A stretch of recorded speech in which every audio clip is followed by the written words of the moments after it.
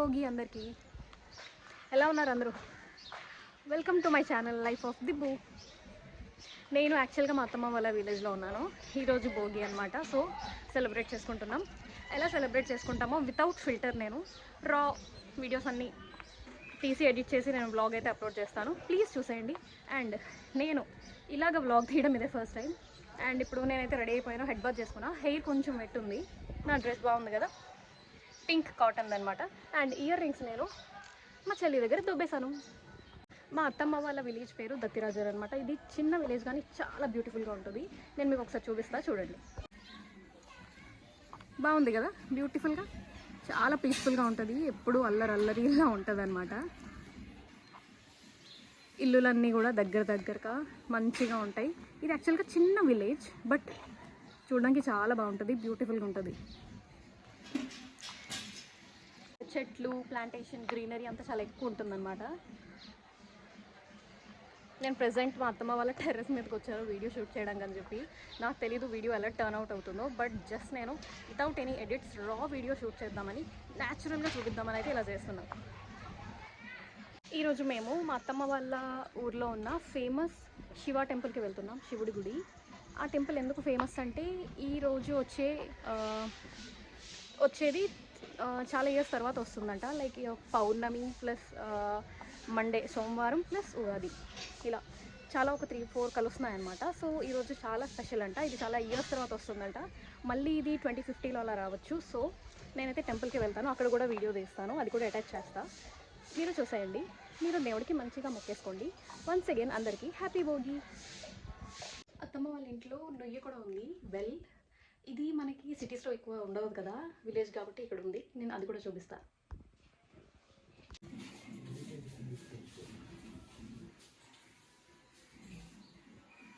బయట ఇలా ప్లాంట్స్ కూడా ఉన్నాయి అత్తమ్మ వాళ్ళ ఇంట్లో. నేను చేతికి సింపుల్ బ్యాంగిల్ వేసుకున్నా, ఎందుకంటే ఇక్కడికి నేను ఎక్కువ జ్యువెలరీ అయితే తెచ్చుకోలేదు. అండ్ ఆల్సో ఇది నాది కాదు, చెల్లిది. ఫెస్టివల్స్కి మామిడి మొక్కలు పెడతారు కదా కామన్గా గుమ్మాలకి. సో నేనైతే ఇక్కడ గుమ్మాలకి మామిడి ఇవి పెడుతున్నాను అనమాట.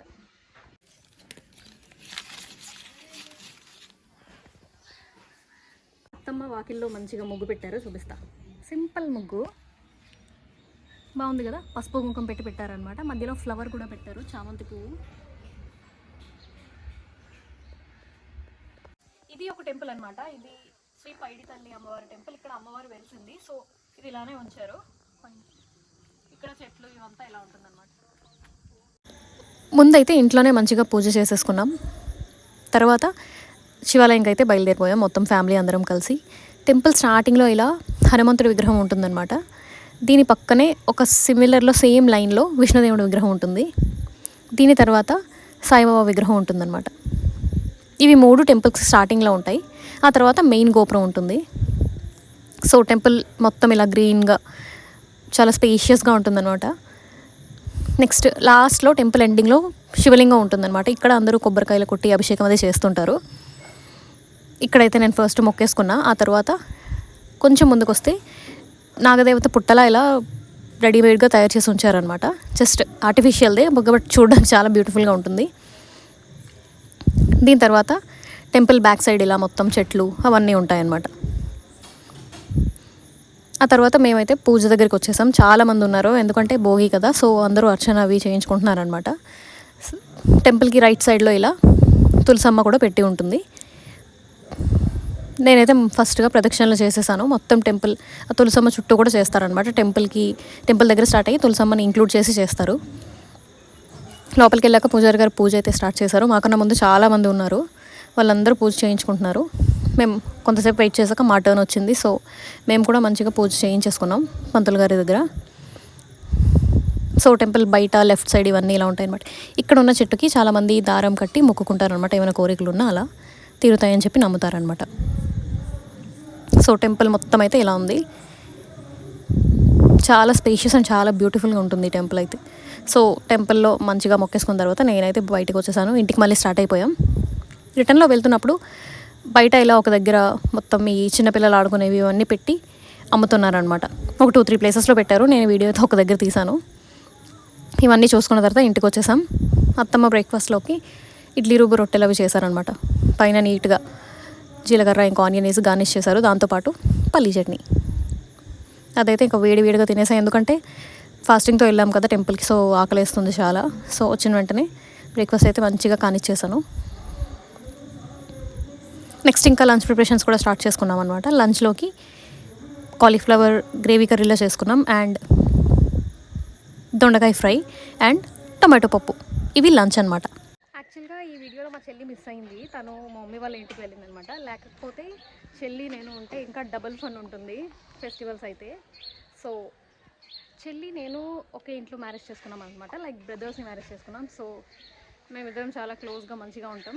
నెక్స్ట్ సంక్రాంతి వీడియోలో మాత్రం మా చెల్లిని కూడా తప్పకుండా చూపిస్తా. యాక్చువల్గా పండగల్లో నాకు తెలిసి ఫుడ్, టెంపుల్స్, ఇంట్లో వాళ్ళతో కలిసి ఎంజాయ్ చేయడం ఇవే ఉంటాయి. పెద్దగా ఏం ఫ్యాంటసీస్ లాగా కానీ ఫ్యాన్సీగా ఏం చేసేయక్కర్లేదు, అంతే కదా.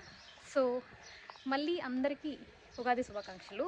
అండ్ నా వీడియో నచ్చినట్లయితే తప్పకుండా తెలుసు కదా, లైక్, షేర్ అండ్ సబ్స్క్రైబ్ చేసేయండి. అండ్ ఆల్సో నేను సంక్రాంతి బ్లాగ్ కూడా అప్లోడ్ చేస్తా, లైక్ టుమారో కానీ ఒక 2 days తర్వాత అలా.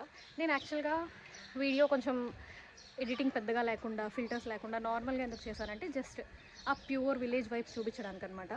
నార్మల్ లైఫ్, అందరి లైఫ్స్ నార్మల్గా ఎలా ఉంటాయి, like without filters, without editing, అదంతా చూపిద్దామని నేను ఇలా చేశాను. వీడియోలో చాలా బ్యాక్గ్రౌండ్ నాయిస్ కూడా ఉంటుంది, please ignore the background noise. And మళ్ళీ చెప్తున్నా, బ్లాగ్ నచ్చితే లైక్, షేర్, సబ్స్క్రైబ్ చేసేయండి. నెక్స్ట్ వీడియోతో మళ్ళీ కలుద్దాం. ఉంటా మరైతే, బాయ్, సీ యూ సూన్.